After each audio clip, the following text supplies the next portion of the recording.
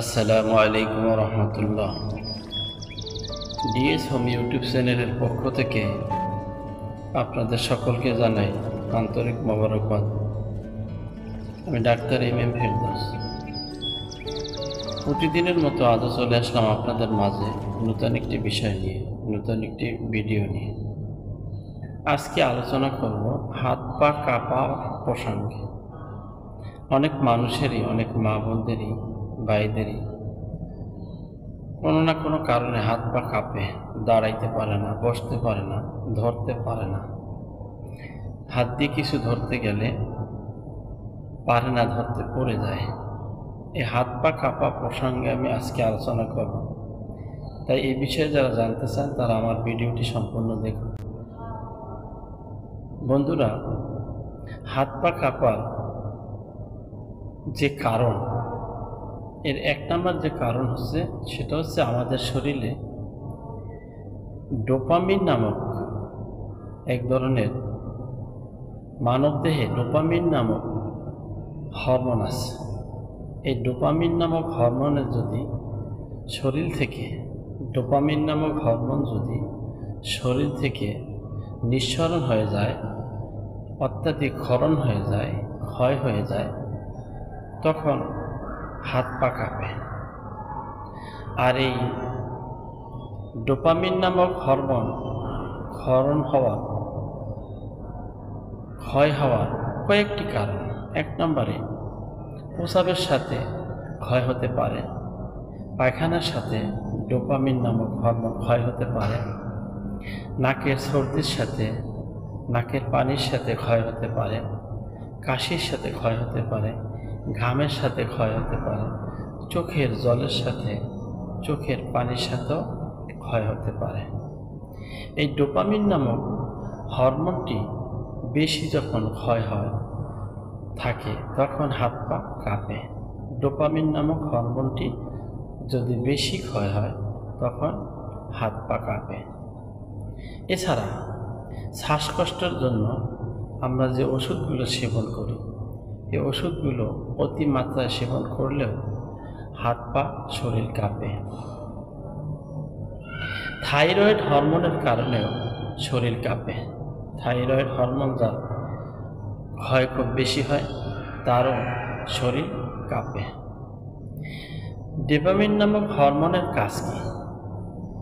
এই ডোপামিন, এই হরমোনটির কাজ হচ্ছে একজন মানুষের শরীরকে শক্তিশালী রাখা, দেহকে সুঠাম রাখা, দেহকে ঠিক রাখা, দেহকে শক্তিশালী রাখা। এই ডোপামিন নামক হরমোন কোন খাবারে পাওয়া যায়?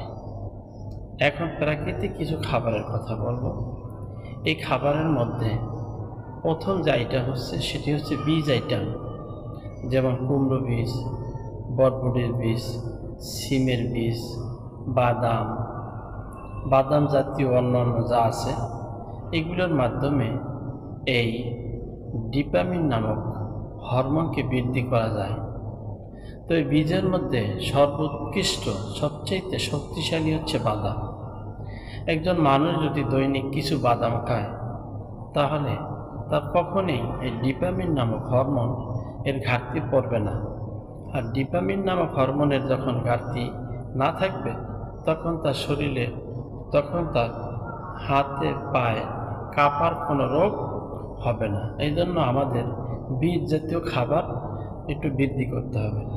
পাশাপাশি ছোলা, রমজান মাসে যে আমরা ছোলা খাই, এই ছোলা বুট ভিজিয়ে 2 দিন রেখে দিতে হবে। 2 দিন রাখার পরে যখন সামান্য অঙ্কুরিত হবে, সামান্য একটু গাছ বের হবে, অঙ্কুরিত গাছ বের হবে, ওইটা শুদ্ধ কাঁচা চিবিয়ে খেতে হবে। এটা যদি খাওয়া হয় তাহলেও এই ডোপামিন নামক হরমোনের কখনোই ঘাটতি পড়বে না। এতক্ষণ বললাম প্রাকৃতিক খাবার। এখন আমি আপনাদের মাঝে এই ডোপামিন নামক হরমোন স্থায়ীকরণের জন্য 3টি জার্মানি ওষুধের কথা বলব। 3টি জার্মানি ওষুধ যদি আপনারা নিয়মিত সেবন করেন, অবশ্যই আপনাদের ডোপামিন নামক হরমোনের আর কখনোই ঘাটতি পড়বে না। আর ডিপামিন নামক হরমোনের ঘাটতি যখন পড়বে না, তখন হাত পায়ে কাঁপার মতো কোনো রোগ হবে না। এর মধ্যে 1 নম্বরে যে ওষুধটির কথা বলবো, সে ওষুধটির নাম হচ্ছে জেলসিমিয়াম। এই জেলসিমিয়াম ওষুধটি 200 পাওয়ার নেবেন, জার্মানি ওষুধ নেবেন, ডাক্তার রেকোয় কোম্পানির নেবেন। এই ওষুধটি 5 ফোঁটা করে, সকালে 5 ফোঁটা, রাত্রে 5 ফোঁটা, 2 চামচ পানির সাথে মিক্স করে খাবার আধা ঘন্টা আগে খাবেন। দ্বিতীয় নম্বরে যে ওষুধটির কথা বলবো, সেটি হচ্ছে অ্যাসিড ফস। অ্যাসিড ফস 6X। অ্যাসিড ফস 6X এই ওষুধটি সকালে 5 ফোঁটা, প্রতিদিন সকালবেলা 5 ফোঁটা 2 চামচ ফুটানো ঠান্ডা পানির সাথে মিক্স করে খাবেন। তৃতীয় নম্বরে যে ওষুধটির কথা বলবো, এটি একটি বায়োকেমিক ওষুধ, এটির নাম হচ্ছে ক্যালিফস। এই ক্যালিফস ওষুধটি 6X পাওয়ার নেবেন, বায়োকেমিক ওষুধ 6X নেবেন। এটি 4টি করে ট্যাবলেট, দৈনিক 3 বার, খাবার আধা ঘন্টা আগে খাবেন।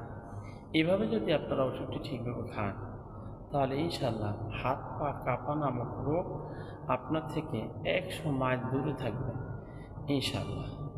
তাহলে বুঝতেই পেরেছেন যে ভিডিওটি কতটি গুরুত্বপূর্ণ। আশা করছি ভিডিওটি আপনাদের অনেক উপকারে আসবে। যদি ভিডিওটি উপকারে আসে তাহলে একটি লাইক দেবেন এবং বন্ধুদের সাথে শেয়ার করবেন। ভালো থাকুন, সুস্থ থাকুন আর দেখতে থাকুন ডিএস মমি ইউটিউব চ্যানেল।